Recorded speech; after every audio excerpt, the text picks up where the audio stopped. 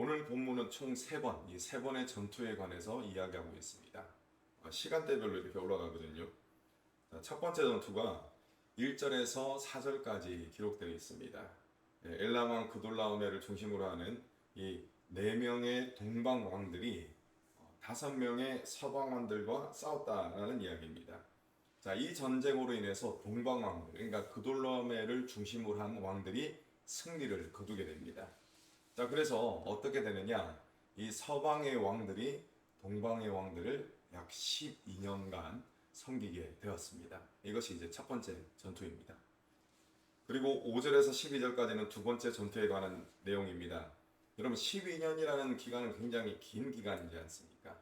이 기간 동안 이 동방왕을 섬겼던 서방왕들이 이제 더 이상 못 견디는 겁니다. 그래서 이 동방왕들에 대해서 반기를 들게 됩니다. 소돔 왕을 주축으로 한 이 서방 5 왕들이 동방의 이 그돌라오메를 주축으로 한 동방 왕들과 전쟁을 벌이게 됩니다. 자, 그런데 소돔 왕을 주축으로 한 연합군이 어떻게 되느냐? 패배합니다. 오늘 이 본문을 보시면은 전쟁에 대한 별다른 기록이 없지 않습니까? 이것을 통해서 우리가 추측할 수 있는 것이 무엇이냐면은 이 전쟁이 속히 끝났다는 것입니다. 속히 끝나고, 그리고 이 그돌라오메를 중심으로 한 연합군이 매우 손쉬운 승리를 거뒀다라는 것을 우리가 이것을 통해서 알 수가 있습니다. 그돌라오메 연합군, 소돔 왕과 그 연합군을 물리치고 가만히 둘 리가 없죠. 소돔과 고모라를 약탈했습니다. 이 과정에 어떤 일이 생기느냐? 소돔에 아브라함의 조카 롯이 살고 있었죠. 롯이 잡혀갑니다. 그리고 롯의 모든 그 가족들 그리고 소유들 다 잡혀갑니다. 이것이 두 번째 전투에 관한 내용입니다. 이제 세 번째 전투에 관한 내용이 나옵니다. 13절에서 16절까지가 세 번째 전투의 내용입니다. 앞서 말씀드렸던 이 전투에서 도망한 사람이 있었습니다. 그 도망한 사람이 아브라함에게 와서 롯이 사로잡혀 갔습니다. 모든 것 다 뺏겼습니다. 라는 이 소식을 전해주게 됩니다. 아브라함은 롯이 사로잡혔다는 소식을 듣게 되고 재빠르게 반응을 합니다.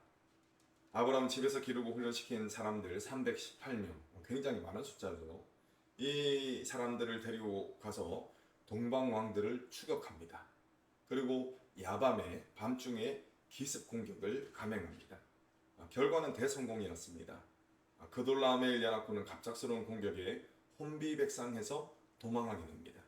자, 16절의 말씀은 빼앗겼던 모든 것을 아브라함이 다 찾았다, 이렇게 기록하고 있습니다.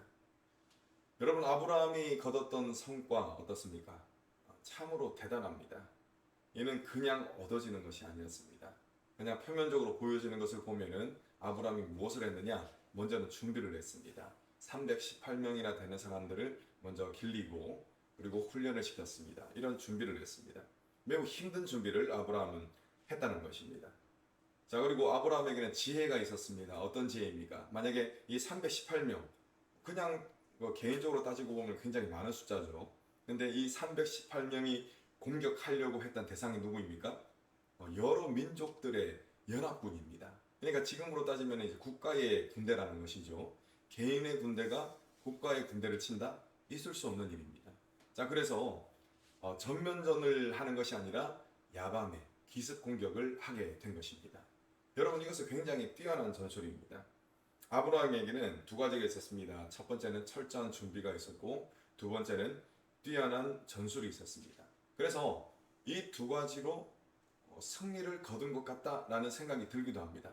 그런데 여러분, 그것이 아닙니다. 그것이 아니라는 것을 오늘 말씀이 이야기하고 있습니다. 여러분, 아브라함이 제 아무리 준비를 철저히 했다 하더라도, 또 정말 기가 막힌 전술을 썼다 하더라도, 오늘 말씀은 인간의 힘으로는 불가능한 결과가 나왔다라는 것을 우리에게 알려주고 있습니다.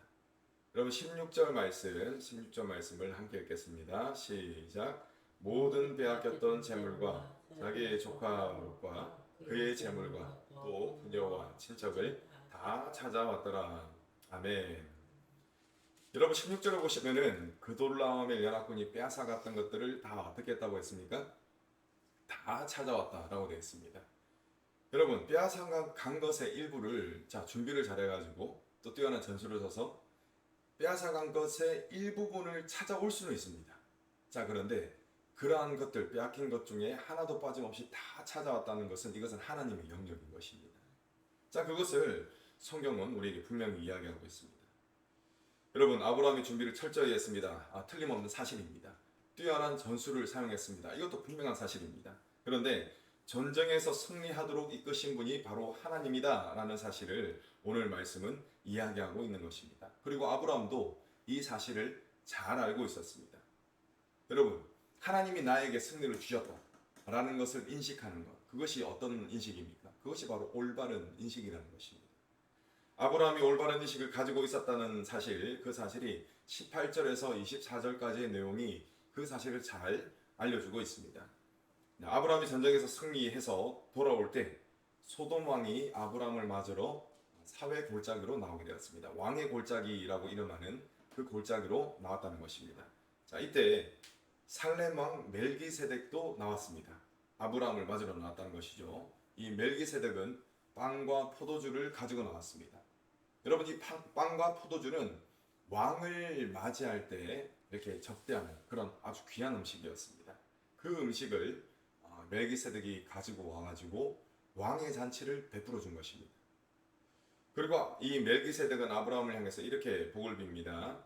19절 20절 함께 읽겠습니다. 19절 20절 시작. 그가 아브라함에게 축복하여 이르되 천지의 주제이시오 지극히 높으신 하나님이여 아브라함에게 복을 주옵소서.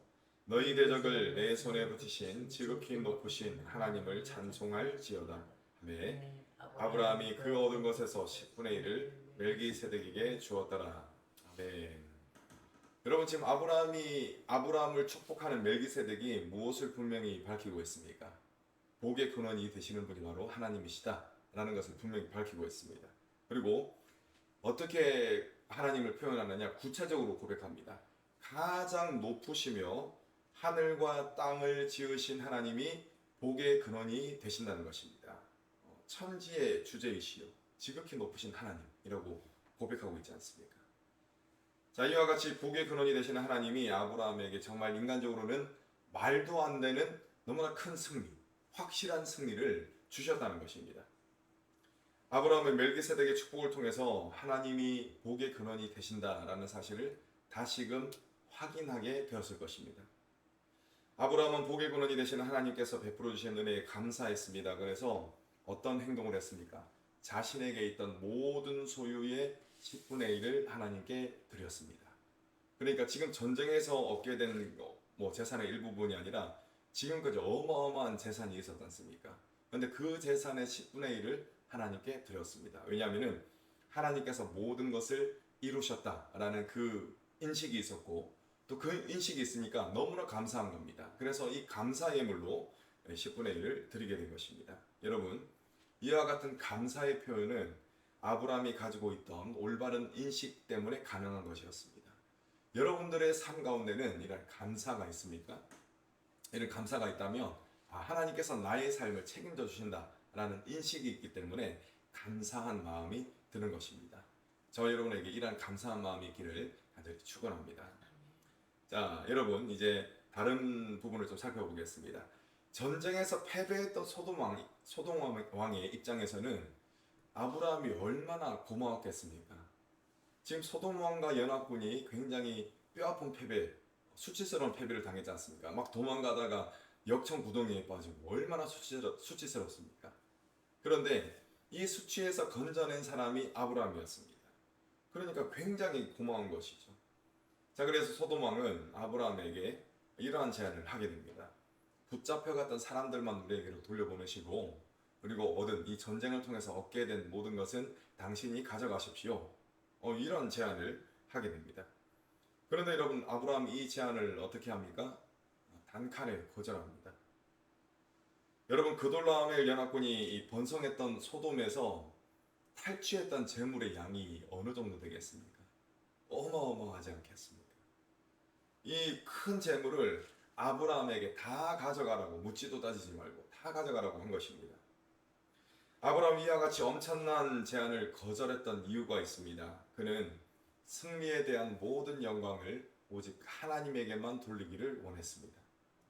만약 소돔 왕의 제안을 받아들여 가지고 그렇게 하시오라고 한다면은 아브라함은 어떻게 됩니까? 지금도 충분히 부자지만 지금과는 비교할 수 없을 정도의 더 큰 부자가 될 겁니다. 이것은 분명한 사실입니다.